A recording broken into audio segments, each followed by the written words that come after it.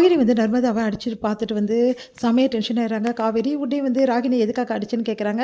இங்கே பாரு அவள் தப்பு செஞ்சா அடிச்சா அப்படின்ற மாதிரி ராகினி ரொம்ப வந்து மோசமாக பேசுகிறாங்க. இங்கே பாரு எல்லாரையும் முதல்ல வந்து இந்த வீட்டை விட்டு போக சொல்லு அப்படின்றாங்க. அதெல்லாம் போக முடியாது, இது விஜயோட வீடு, விஜயோட வீடுனா ஏன் வீடு தான் அப்படின்ற மாதிரி சொல்கிறாங்க. அதை கேட்டு அதிர்ச்சி அடைகிறாங்க ராகினி.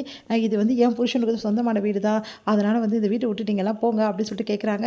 இங்கே பாரு இது விஜயோட சொத்து, விஜய்க்கு மட்டும்தான் உரிமை இருக்குது, வேறு யாருக்கும் இங்கே உரிமை கிடையாது, அதனால் அஜய்க்கு இதில் எந்த உரிமையும் இல்லை அப்படின்ற மாதிரி சொல்கிறாங்க. நம்ம காவேரி அதை கேட்டு வந்து ராகினி அதிர்ச்சியடைகிறாங்க. தாத்தா கிட்ட கேட்குறாங்க, ஆமாம்மா எனக்கும் இதில் எந்த சொந்தமும் கிடையாது, இது எல்லாமே விஜயோட அப்பாவோட சொத்துக்கள், அவன் தான் பார்த்துக்கிறான், மற்றபடி நாங்கள்லாம் கூட இருக்கோம் அவ்வளோதான் அப்படின்ற மாதிரி சொல்கிறாங்க. அதெல்லாம் கேட்டு ராகினி அதிர்ச்சி அடைகிறாங்க. செமையாக டென்ஷன் ஆகிறாங்க. அஜய் போட்டு திட்டுறாங்க, இப்படி பண்ணிட்டியே நீ ஏமாத்திட்டின்னு சொல்லிட்டு பயங்கரமாக கதறி அழகிறாங்க. ராகினி வந்து பசுபதி கிட்ட எல்லா விஷயத்தையும் சொல்கிறாங்க. அதை கேட்டு பசுபதி பயங்கரமாக அதிர்ச்சி அடைகிறாரு. இந்த மாதிரி வந்து அப்பாவும் பையனும் சேர்ந்து நம்மளை ஏமாற்றிட்டாங்களே, சும்மாவே விடக்கூடாது அப்படின்னு சொல்லிட்டு போயிட்டு அந்த அன்பரசை நான் விடமாட்டேன் சும்மாவே அப்படின்னு சொல்கிறாரு. இந்த மாதிரி உன் வாழ்க்கை பாழாயிடுச்சேம்மா, எதுவுமே இல்லாமல் ஒருத்தருக்கு போய் நான் கொடுத்துட்டேன் அப்படின்னு ஃபீல் பண்ணுறாரு. உடனே வந்து இதை விடவே கூடாதுமா அப்படின்றாரு. நான் என்னப்பா பண்ணுறது, இப்போ அந்த வீட்டில் அவள் தான் கெத்தாக இருப்பா, அப்புறம் அவ்வளோதான் நான்லாம் வேஸ்ட்டுப்பா அந்த வீட்டில் இருக்கிறது அப்படின்ற மாதிரி சொல்கிறாங்க.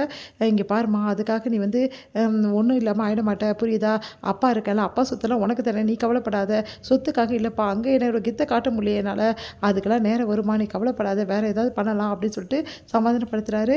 அடுத்து வந்து இங்கே என்ன பண்ணுறாரு, விஜய் வந்து யோசிச்சுட்டே இருக்காரு. காவேரி இல்லாமல் தன்னால் வாழ முடியுமா அப்படின்னு சொல்லிட்டு யோசிக்கிறாரு. காவேரி கிட்ட உங்கள் வீட்டில் இருக்கவங்களாம் இங்கேயே இருக்கலாம்ல, எதுக்கு அமைச்சா அப்படின்னு கேட்குறாரு. என்னங்க பண்ணுறது, அவங்க போக சொல்கிறாங்களே அப்படின்னோடனே அதை கேட்டு வந்து ரொம்ப மனசு வருத்தப்படுறாரு. ஏங்க அப்படின்னோடனே, இல்லை காவேரி நீயும் சரி உங்கள் வீட்டில் உள்ளவங்களும் சரி என் கூட இருந்தால் எனக்கு ரொம்ப சந்தோஷமாக இருக்குது, வேறு எனக்கு எதுவுமே தேவையில்லாத மாதிரி தோணுது, அதனால தான் சொன்னேன் அப்படின்னோடனே, இங்கே பாருங்கள் எப்படினாலும் இன்னும் கொஞ்சம் நாளில் நான் போக தானே போகிறேன், அப்போது இந்த பிரிவு வந்து உங்களுக்கு வேணும் தானே அப்படின்னோடனே, அப்போலாம் பேசாத காவேரி, எதுக்காக அந்த மாதிரிலாம் பேசுகிற, அந்த பிரிவை பற்றி இப்போ ஒன்றும் பேச வேணாம் அப்படின்றாங்க. அதை கேட்டு காவேரி ரொம்ப சந்தோஷமடைகிறாங்க. அடுத்து வந்து இங்கே என்ன பண்ணுறாரு, விஜய் வந்து ரொம்ப சந்தோஷமாக எல்லாத்தையும் வந்து ஏற கட்டிகிட்ருக்காரு. அப்போ வந்து காவேரி கேட்குறாங்க, என்னாச்சுங்க என்ன பண்ணிகிட்ருக்கீங்க அப்படின்னோடனே, முக்கியமான ஒரு இடத்துக்கு நம்ம போகிறோம் அப்படின்றாரு. அதை கேட்டு வந்து காவேரி வந்து எந்த இடம் அப்படின்றாங்க. ரொம்ப முக்கியமான இடம் வா அப்படின்னு சொல்லிட்டு கூட்டிகிட்டு போகிறாரு. இங்கே வந்து காவேரி ரொம்ப எக்ஸைட் ஆகிறாங்க. எதுக்காக இந்த இடத்துக்கு கூட்டின்னு வந்தீங்க, இந்த வீடு எப்படி இருக்குது, ரொம்ப நல்லா தான் இருக்குது, உள்ளே வா, இது நம்ம ப்ராஜெக்ட் தான், ஓ ப்ராஜெக்ட் எப்படி இருக்குன்னு பார்க்க கூட்டின்னு வந்தீங்க, ஆமாம் அப்படின்னு சொல்லி சொன்னோன்னே எல்லாத்தையும் பார்த்துக்கிறாங்க. பார்த்துட்டோன்னே இந்த வீடு உனக்கு தான் அப்படின்னோடனே அதிர்ச்சி அடைகிறாங்க.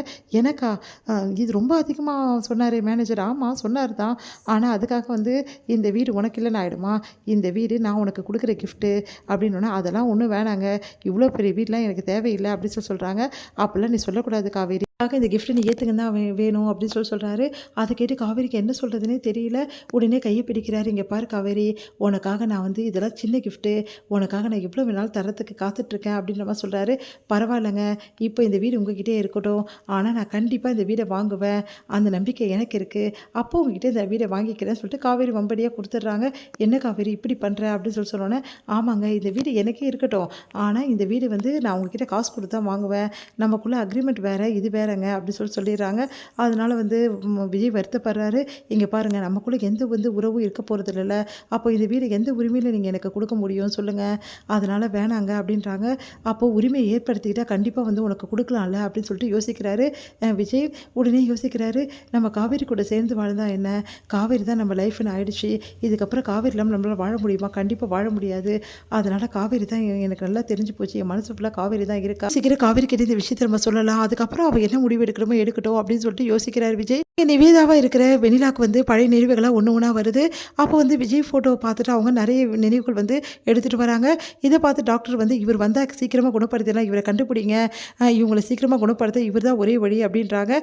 உன் பேர் என்னமானோன்னா, என் பேர் நிவேதா கிடையாது, என் பேர் வெண்ணிலா அப்படின்னு சொன்னோன்னே எல்லாரும் அதிர்ச்சியாக பார்க்குறாங்க. இதோட முடியுது.